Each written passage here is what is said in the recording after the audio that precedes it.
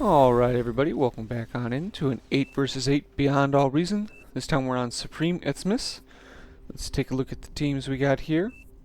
For the red team, we have John C. Harai, or is it John Cha Ray? I'm going to go John Cha Ray. That's what I'm going to go with. Coming in at a very respectable 33 skill.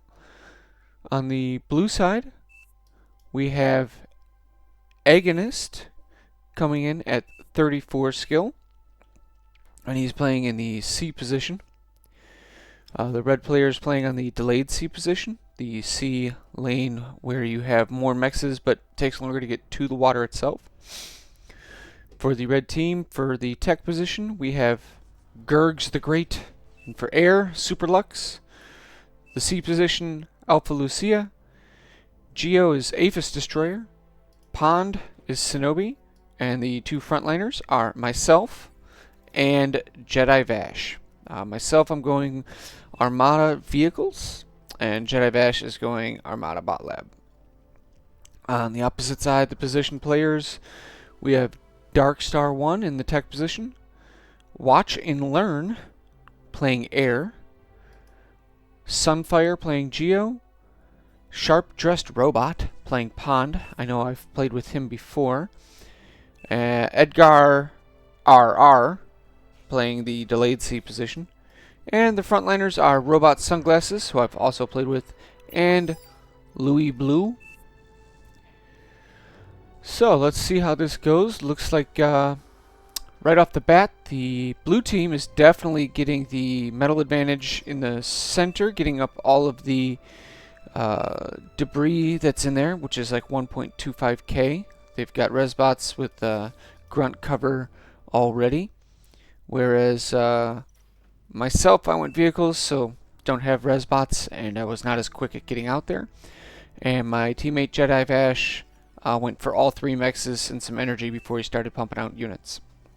Looks like Sunglasses had made his bot lab earlier, which is a very common strategy on this map to try to secure down the metal advantage that comes from getting out here and claiming all of this immediately. Looks like the blue player has already got his C lab down and has units over to try and keep red from getting into the water. The dark pink has units out as well, slowly going across the map. But the lavender player Edgar does have his lab coming up here, so we'll see if he can get up and get established before these units get up there to contest it. In the front line here, I've got an LLT up, and I keep trying to get this mechs established in the center and get some defenses around it. We've got Robot Sunglasses has some aggravators, the rocket bots from Cortex, which outrange these LLTs and are able to just snipe them down, which is frustrating. I'm trying to do my best to avoid getting hit by the rockets, but then I notice there's an LLT, and definitely can't try and rush in against an LLT and Rocketeers. I would take too much damage, probably just lose my commander. So I settle for building a little bit farther back LLT, and I finally get some tanks up to the front here, so that I have something to utilize to push back enemy units. Looks like red is getting into the water, and blue sees it with a skater. Skater really can't do much against it, but with being aware of it, oh, well, look at that. That is dicey, flying the commander all the way that far in.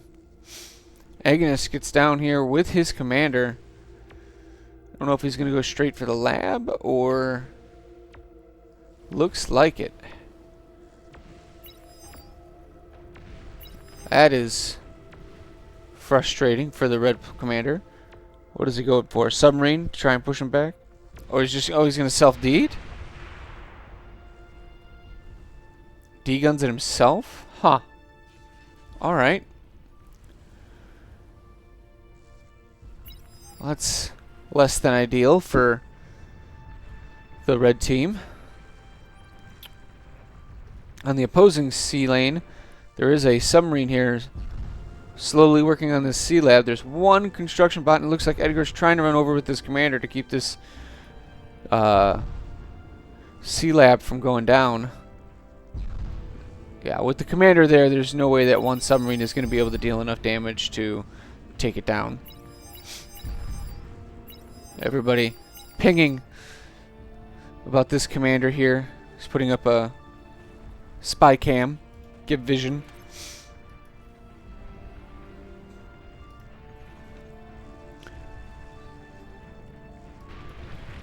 Front line, some tanks.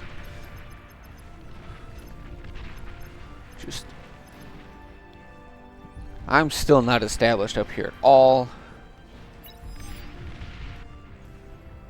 Looks like the yellow player noticed him building the camera. And that gets taken out at least.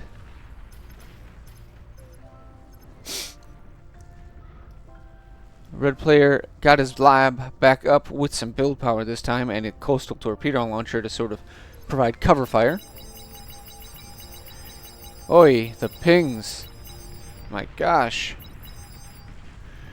I really dislike when people do that spam pinging like that.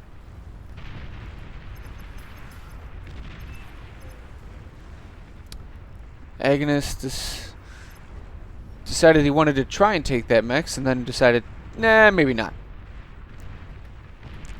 Red's got, what, a destroyer and a frigate here versus destroyer, frigate, some dolphins. Definitely needs to get a lot more units up and very, very fast. He's got 21 metal a second. The blue player is 28. Blue player's not spending his though. It's kind of odd.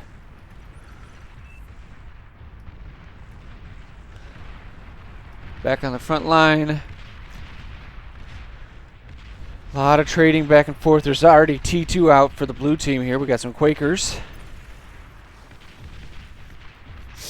That very long range there, which is just makes the T1 army pretty much useless unless you can charge in very quickly and overrun them.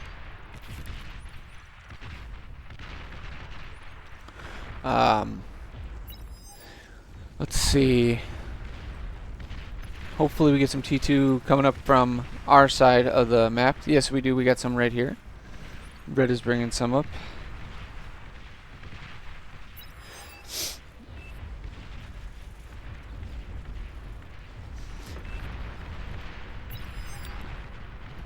Let's see. Why are people against advanced solar panels?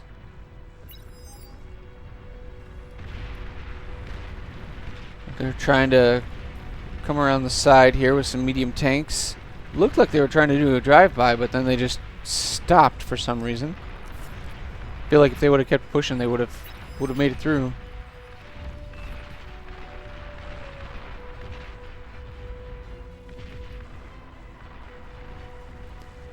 Let's see. A little standoff out here for the sea. Looks fairly even at the moment unit-wise. There is res subs and some static defense for the blue player, though. We got one res sub out for the red player, patching things back up.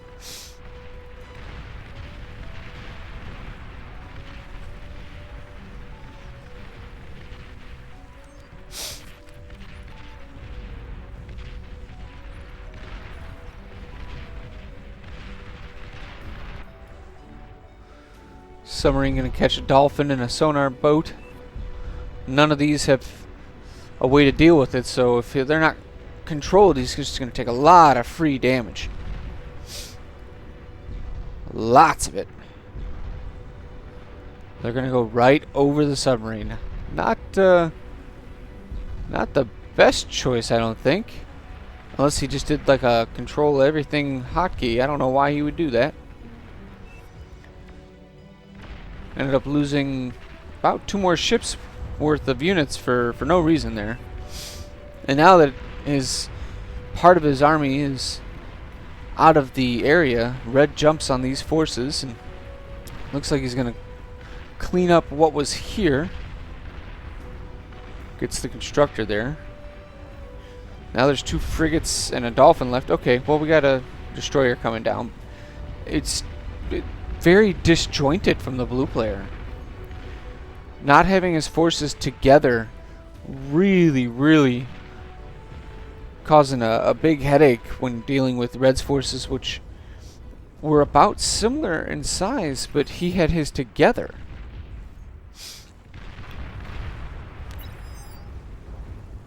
The front line is looking like it's about to crumble.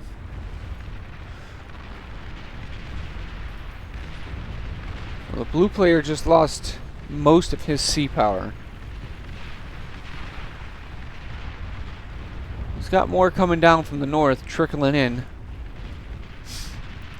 His commander's in trouble, though, here. He's going to take a lot of damage from this destroyer.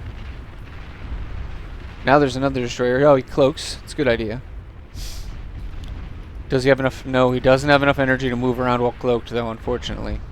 And there's a submarine here.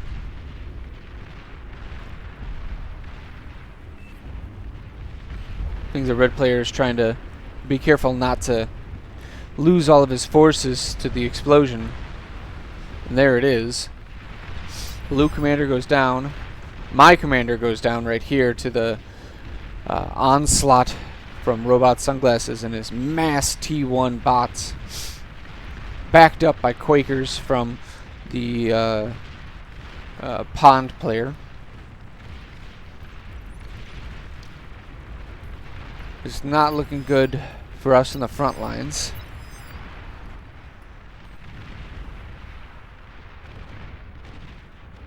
Our C players really helped here, taking out the lab from Sharp-Dressed Robot, or correction, Robot Sunglasses, and a couple of his mexes. This helps so much when the C players can assault the front line. And over here, the Quakers here were able to get 2 commanders. It was, I believe, Sunglasses and was it Louis Blue. Both of their commanders were tight together, and the Quakers were able to pop them, and they both went. That's huge. There's now 3 commanders worth of metal right here, which is a lot of metal laying in here for this early. A lot. Needs to get eaten up. Red has 3 destroyers, 3 frigates. Blue, 2 frigates, 2 dolphins. Yeah, Red definitely has the sea advantage now.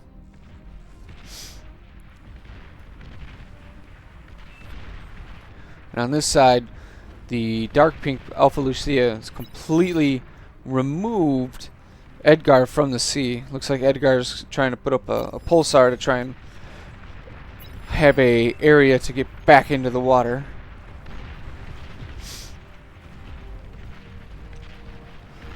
Our team here is, you know, people on the back line are telling us we need to be eating this metal up, and the people on the front line are saying, yeah, we want to, but there's enemy units there at the moment, so it doesn't really work that way.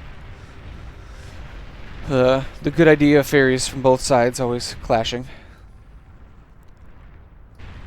Looks like the red player might be trying to take the initiative to go clear the blue player from the sea.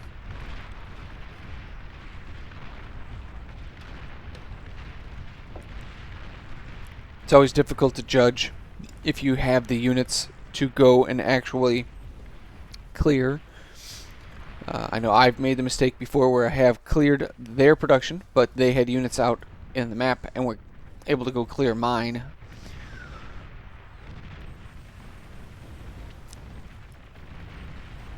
It's very smart taking out the radars. That way you can try and outposition your opponent if they don't get the radars rebuilt. It looks like blue is going to see reinforcements coming. but that means that some of their forces got caught out in the middle here and just get sandwiched.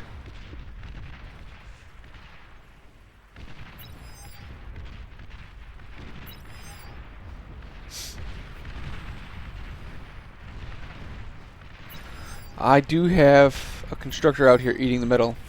They are yelling for it, but I guess they're yelling at this player because he has all these res bots and they're not doing anything. My little constructor though is actually doing a good job. Yeah, my teammate's saying he's full on metal. That's why he's not reclaiming his. So frustrated to see. It's like everybody else can use that. Everybody can. It's if you're full and you're bleeding over to your team, that just helps the team. Nothing wrong with that. Looks like we got some radar sonar planes and some bombers here from yellow. Looks like he's about to make a move. So we've got yellow looking like he's about to go in for a bombing run, and red about to go in, take out the C player. Here goes the radar and sonar planes to give insight as to where you want to bomb.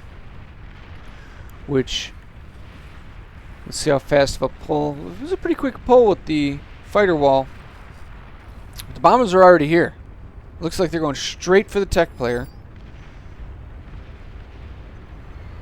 How many do we got? We got 8 bombers. And no APHIS now.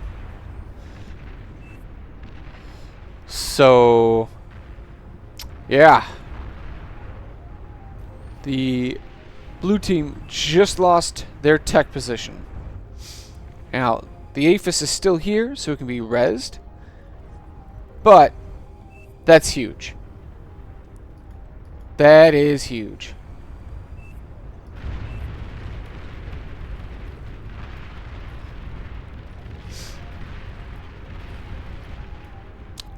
Their air player has a atomic bomber coming out.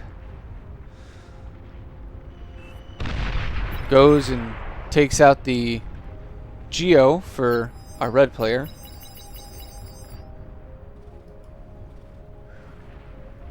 And looks like the blue player is sending in some GARP pikes. Just little light amphibious tanks, which are going to make it through this LLT wall. I don't know how much damage they're going to get done. There is a quick response here coming from the team.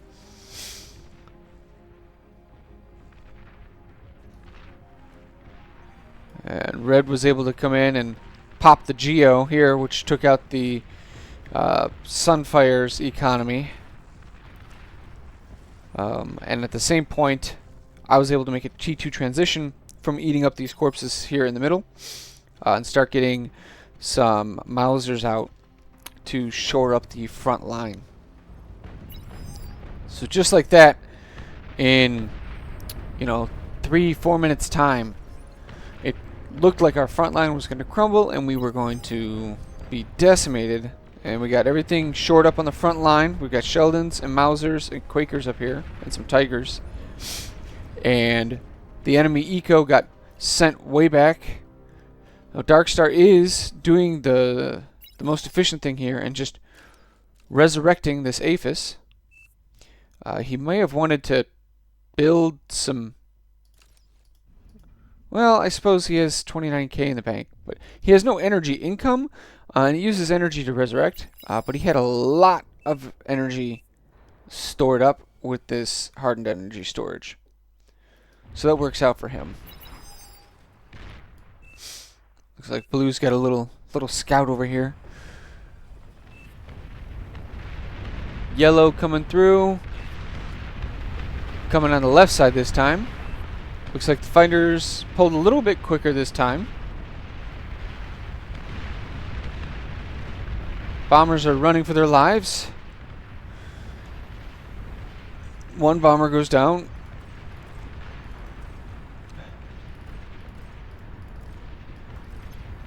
Where are they going for? Just carpet bombing over on the blue player.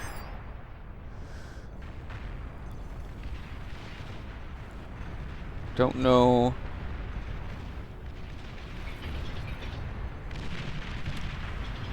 If he's doesn't not quite getting the fusion here.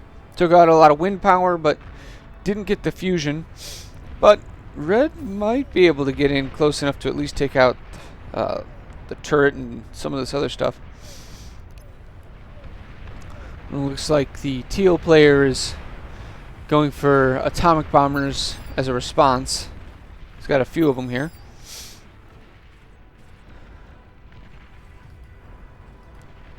They pushed with all of their units on the front, and we just barely held.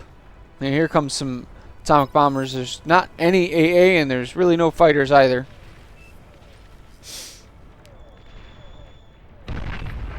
Going for the Geo. Get that. Going for build power over here. Build power goes down.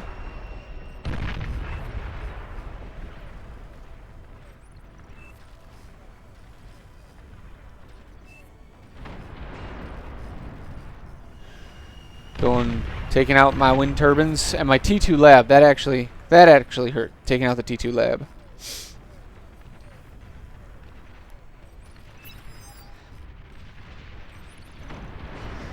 I'd have no build power to build any AA. So I'm just building tiny little T1 turrets. The pond player though sent over some amphibious AA bots, which shoot away all the fighters. Now they're going for the APHIS here, but he was able to get a couple flak turrets up. And with that, stabilize, and I've got to rebuild power. So I have very little power income and no T2 lab anymore.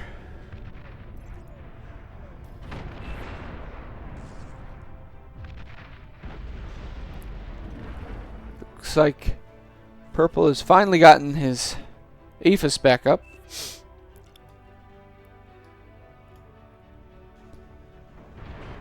Both C's controlled by red team.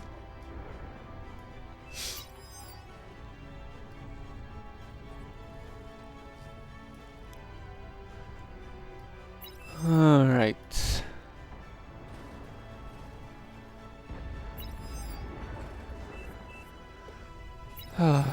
These guys are not happy with each other and are going back and forth with some very rude comments.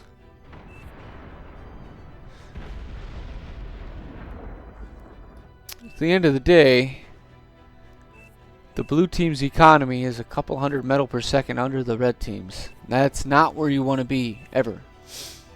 I don't understand though why we have 3 labs here.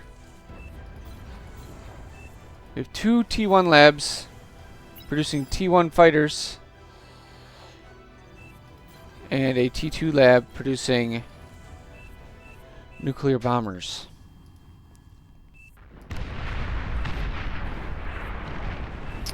Looks like the blue team decides that they understand they're not going to make it back into this one, and they resign. Alright, if you guys liked the video, please hit the like button. If there's anything I can do better, leave me a comment in the comments section. Thank you, and we'll see you again next time.